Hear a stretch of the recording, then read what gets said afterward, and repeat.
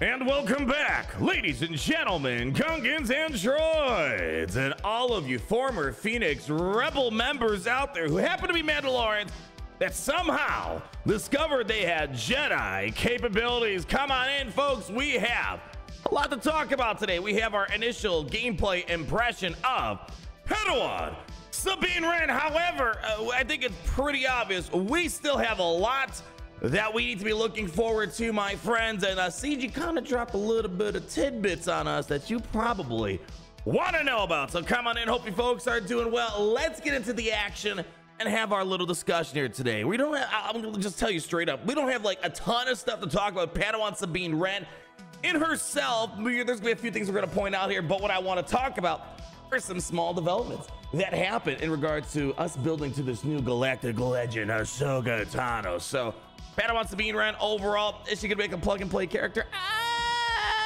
She's got some cool Mandalorian stuff that I think we're gonna realize fairly shortly in Territories, but I think she's gonna be a very important member, maybe like the Drogon of the future Ahsoka Tano team. And speaking of that future Ahsoka Tano team, before we roll into some more Sabine Wren stuff, we have this little Q&A thing that the developers did, and well, they told us what's gonna be filling out this Spectre tag a little bit more. Now, I think from a lore perspective, Spectre and Phoenix, it's kind of blurred a little bit, right? They're kind of more or less the same thing for the most part. And some people were hoping that basically the entire Phoenix crew would get the Spectre tag. That's not the case. As we're seeing here, the Spectre tag is going to be given to Chopper and Ahsoka Tano Fulcrum, and that's it as far as we know. I don't know if they're adding any more, but from this question right here, you think they would have taken the opportunity to list a lot more if they were going to do some more, but it seems like just Chopper and Ahsoka Tano Fulcrum are going to be getting the tag here. And well, that's going to kind of lead into a couple more questions, because there's been a lot of talks going on lately, and I'm hoping it's not going to be true, but some people thinking there's going to be 6 marquee units in total. One step at a time here, people. Let me go pull up the game and basically kind of start outlining where we are, what this ideal team is going to look like here in the future. So we pull up the game. I kind of already made this like, preliminary little team here, but all right. So pretend that's GL Ahsoka Tano in the Ahsoka Tano Fulcrum slot. Then you have your Padawan Sabine Wren as a bridge. I think we all can agree that's where we're at. And we're pretty confident with like 99.69% certainty, that we're going to be getting Huyang in Star Wars Galaxy of Heroes. We'll kind of connect those dots in case you've been vacationing in Tatooine. I hear the caves are great this time. You're actually all year long. Going to a cave in Tatooine, they say touch grass. No, go sit in a cave, touch some sand. That's really what you want to do in your free time. However, we have this last spot filled up, and I'm kind of having a hard time imagining that Ahsoka Tano Fulcrum and Chopper are gonna be the ones that are gonna fill in this spot. Well, number one, I think you're only gonna have one more spot, unless when they release Huyang, it's gonna be maybe just for droids. Very well possible. Maybe it's not gonna be a part of the Galactic Legend Ahsoka Tano team. And everything we're saying here would be a little bit different. But here's my problem that I'm bringing up right now. So right now, you're not gonna see them inside the Spectre tag that hasn't been added yet. But let's pull up the Phoenix tag for a second. Chopper, here's my issue with Chopper. The Phoenix crew right now with Captain Rex, Hera, they're doing great. They're doing some banging work out there. However, generally the go-to lineups for Phoenix includes Chopper. Being able to constantly try to reduce cooldowns on that basic, he's being called to assist a ton. Seems to be a kind of a focal member to a team that's pretty good right now in the game. So that's why I feel like maybe they're just adding these extra tags for Ahsoka Tano Fulcrum and Chopper just for pleasantries. They should have it. Okay, well, okay, I don't know. That's one thing that kind of perplexes me a little bit. And then furthermore, Ahsoka Tano Fulcrum herself, she's kind of got some good spots in the game. That being more Cere Junda, but I could see maybe Cere Junda letting Ahsoka Tano Fulcrum go. Letting her head over to her Ahsoka Tano lineup that she has. I mean, if you kind of think about it, we often have a lot of our Galactic Legend crews are like often a duplicate. You have your Kenobi, then you have your Kenobi, you have your, for example, what is it? You got Kylo and you got a Kylo, so it could very well be we could expect 2 Ahsoka. So, I don't know if Chopper's going to actually be here. However, there's this theory being thrown around, and man, I mean, I don't want it to be true for a very specific purpose. I don't mind if it happens in general, but just for the specific purpose of the fact that Galactic Legend Ahsoka Tano's requirements are already crazy darn high. 3 Relic 9s, hopefully no more Relic 9s. We already have 3 marquees from the Imperial Remnant side of things, Enoch, Peridia, Troopers, and all that. And then we have ourselves Sabine Wren. That's going to be here. And we're pretty confident there's going to be at least one more marquee. But some people are thinking there's going to be a 6th member of a marquee. And some people are predicting General Syndulla. Now, unlike Hu Yang, where there's actually some rooted, logical, sensible speculation, where right now, if you look at the login calendar, for example, you see, well, we're currently in Ahsoka Tano stuff in totality since like July of this year. And we just got Padawan Sabine Wren, and the login counter happens to be Hu Yang, which a lot of people reference, when they're trying to talk about Hu Yang. We have Shorty as the login counter. And if you need a little bit more convincing here, the marquee event for Padawan Sabine is called Lost and Found Numero Uno 1 Yedin. I pretty much only know how to say 1 in 3 languages. That's basically it. That's a lot for my brain capacity right there. So when we see that numerical indication next to marquee event, that means we're getting at least 2 at the very minimum. Hu Yang is pretty much locked in. I'd be very surprised if it doesn't happen. However, some people, rightfully point out, for example, when you look at our marquee schedules, we had a lot of these like grouped marquees. We had like all the Queen's men, it was 1 and 2, Master Qui-Gon, Pado, and Obi-Wan. But then if you check out the remnant stuff, the Veil of Shadows, we had the other one, Undying Legion. We had Undying Legion 1 for Night Trooper, Undying Legion 2 for Death Trooper Peridia, Undying Legion 3 for Captain Enoch. So then we see Padawan Sabine, Lost and Found number 1. We're gonna have a Lost and Found number 2. Hu Yang's gonna definitely be locked in. But man, here's the logic, I guess, behind it. They kind of treat this whole Galactic Legend Ahsoka Tano thing as like 2 separate quarters of characters, if that makes any sense. So you divide the year into 4 quarters. The first quarter was all about, the prettiest stuff. The second quarter, they're another 3 characters. So Sabine, Hu Yang, and General Syndulla, man. Oh man, the only reason why I even like shutting this idea down is because I think I just don't want 6 marquees required for Galactic Legend Ahsoka Tano. I guess 5 years down the road, is it really gonna matter? Remember when Rey and Kylo came up, we're like, oh man, these Relic 7s are killing me, man. And we don't really think much about it now. It's like, oh man, Kylo Ren is like the best budget Galactic Legend in the game. Watch 10 years now, we're gonna be like, oh man, Galactic Legend Ahsoka Tano, such a bang per buck character, man. Wouldn't that be wild if that's the case? So I want to put this out there that we only have 4 more requirements left. And if you recall, we already kind of got the loose blueprint. And here is the first batch, second batch. We just had our 3rd batch, which was Captain Rex, Barriss, Sabine Wren, Padawan, and hold on, we're missing one. What was the other one? Ahsoka Tano Fulcrum, Relic 9, duh. So we know we're moving into the final push for the Ahsoka Tano requirements next month. And we know there's a ship involved. We don't know what ship. It's going to be a light side ship. So, some were saying maybe it's going to be the Punishing One just because they released it recently. It's supposed to be a light side ship, so Punishing One, not going to fit the bill. Some people are going to say it's the current Ahsoka Tano ship that we already have in game. I'd be cool with that, but man, that seems too generous for CG. I'm wondering if they're going to release the Ahsoka Tano ship that we saw inside of the Ahsoka series with Hu Yang piloting it, perhaps. But also, man. Gosh, no, there's no way there would be a Galactic Legend required for the ship. So it might be just a ship piloted by Hu Yang, and that's it. And we know there are 3 more characters involved. One of them we're highly suspecting is going to be Plo Koon. We saw inside the monthly calendar, or daily calendar, I should say, Plo Koon's already involved with all the other Ahsoka Tano requirements. So it's like, okay, Plo's likely going to be one of those spots right there. And then Hu Yang, probably another one of those spots. So that leaves 1 more character that's kind of out in the open that we don't know. So pick your poison.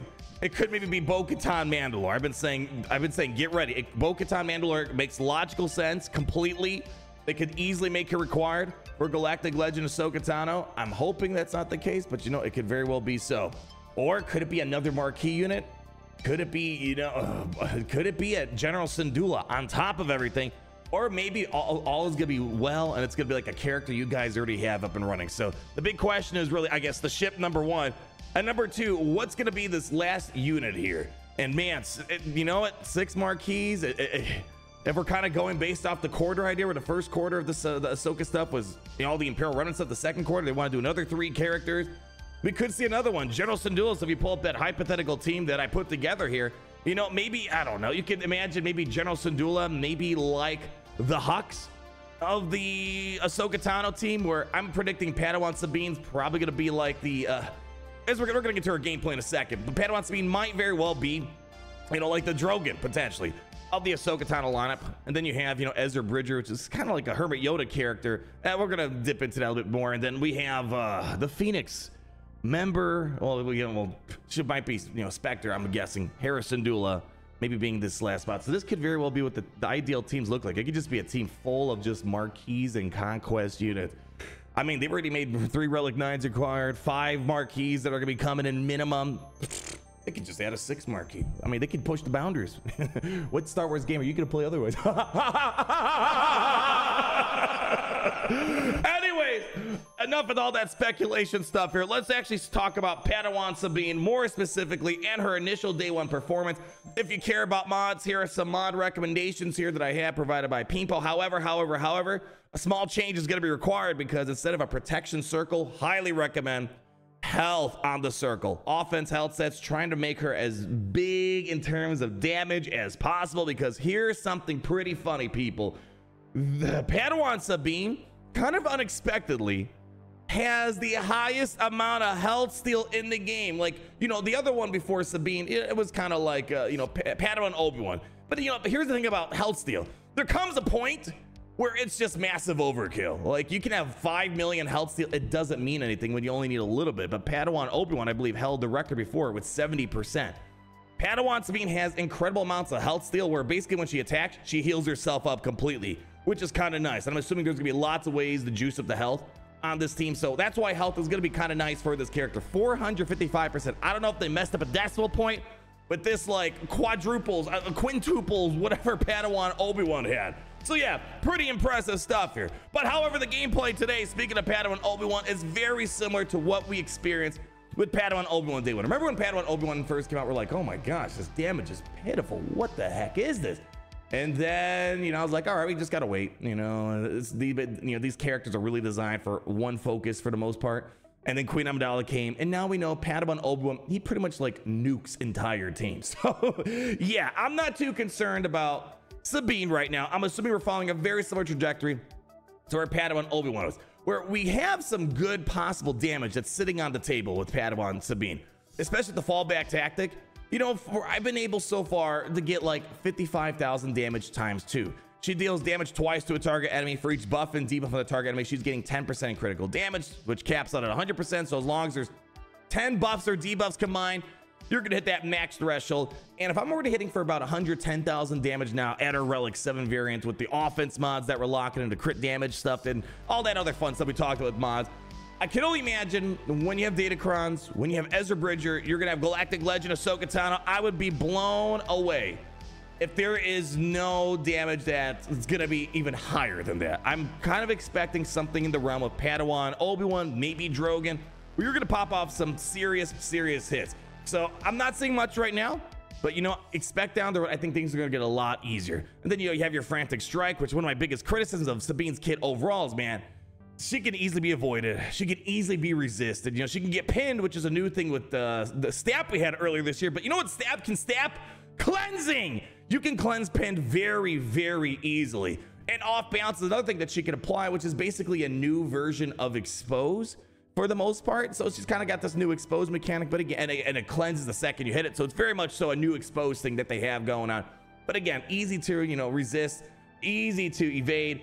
Kind of a big problem. And then her basic ability, again, it sounds like it's going to be pretty interesting with the extra armor penetration that she's going to be gaining, because here's the big thing about Sabine that, again, you got to get a little creative with. I think right now we're probably going to see the best thing out of Sabine right now with the Mandalorian faction, which makes sense, right? That's kind of the best thing you could use her for. I saw maybe she could be okay to see her Junda if you want a temporary place to use her. You know, I threw her in a Rey lineup. Didn't really feel much of an improvement, because here's the thing with Sabine, she really benefits as of now with the Mandalorians, getting all the ancestral resolve with the Mandalorians. So that's gonna be kind of the big thing. And especially once you get inside of Territory Wars, that's when things get really interesting. I already pre-ordered my Omicron. I already threw it on her. I'm already convinced she's gonna be important, not just maybe for the Mandalorians in the short run, but in the long run, very big deal for Galactic Legend Ahsoka Tano because of the specific call outs to it inside of her kit.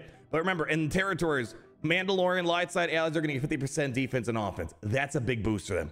And then another 30 speed. Again, those are some big boosts. So right there, just from Mandalorian standpoint, I think people are going to like that in territory specifically. But she really relies on these Spectre allies, and we really can't quite appreciate it right now. The bonuses get doubled. So 100% defense, 100% offense, 60 speed. You tell me that's not going to be a big deal for Galactic Legend Ahsoka Tano. So yeah, that's basically why I applied it. Just right there, they could have convinced me. It was like, all right, fine, you got my Omicron. Again, sucks it's baked behind an Omicron, but that's just how the game is nowadays. And then here's the big thing here, which is why I think it's going to be great with Mandalorian. She needs ways to ramp up her critical damage and defense penetration. And inside of territories, for each stack of Ancestral Resolve or Force Connection, which we weren't really able to appreciate Force Connection right now. I think we need to wait for Spectre and Ahsoka Tano and Ezra and all that fun stuff. But with the Ancestral Resolve, which is very easy, with Bo-Katan Mandalore, she gets 2% critical damage and defense penetration. So first off, remember, just in the context of Mandalorians, 50% defense and offense, 30 speed, yeah, that's good. But in Mandalorians, Bo-Katan Mandalore's team, you can get 100 stacks of Ancestral Resolve, right? What's 100 times 2? You can get 200% critical damage and defense penetration. I'm convinced that they really locked her damage behind several gates, between the Omicron being in a Spectre lineup, all these other things, Galactic Legend Ahsoka Tano, and then pretty much the rest of her kit really just calls out Ezra Bridger, Spectre, Ahsoka Tanos, and I think that's the biggest thing. So much of her kit is just gated because we don't have the team yet in the game, and we don't have the Omicrons turned on, which, you know, we've been kind of having that conversation quite a lot lately with a variety of things out there. But my friends, here's the thing. We're showing some gameplay here. She's working pretty well with Mandalorians. Okay, yeah. The problem with Mandalorians, there's so many cooks in the kitchen. You're only looking at 5 members. Who do you take out? Maybe Paz Vizsla. I feel like Paz Vizsla is the weakest member of the team. Again, someone's got to be the weakest member. Paz is it. His resilient defense isn't very resilient enough for me. It's easy to kind of work around him. So maybe you take out Paz, you bring in Padawan Sabine Wren. That could maybe be a good replacement. But here's the thing. We're going to be unlocking Ezra Bridger Exile come Monday. And we already showed some early access gameplay earlier this week. If you haven't seen it, go check it out. There's a card in the top right-hand corner. Ezra Bridger Exile's looking really amazing with Galactic Legend Rey. And I could see a potential situation in the short term where you have, for example, Rey, Ezra, Ben, Padawan Sabine, Cal Kestis. That seems like a very annoying defensive team. And now when you finally have Spectre allies in here, you got call-outs between Ezra and Sabine that they can actually work together a little bit more. This is when I think, okay, now we're going to be cooking something. So I feel like right now it's just a little too early to really give full remarks on Padawan Sabine Wren. But come next week, we're going to get Ezra. In a future update, we're going to get Chopper and Ahsoka Tano Fulcrum as part of the gang. That's going to have access to all these lovely tags that you guys are looking forward to. But overall, the big question I have again, are we looking at a 6? We know there's 5. It's going to be 5 at the very minimum. But man, are we looking at a 6 marquee team here? Boy, oh boy. Well, anyways, we're going to figure that out all in good time, people. But in the meantime, thank you so much for stopping by. Hope your day is going well. Hope life is treating you well. And you know what? The most important thing until we meet again, I want you guys to always remember that no matter what's happening out there, it's great to be in the Empire today. It's great to be in the Empire today. The sun never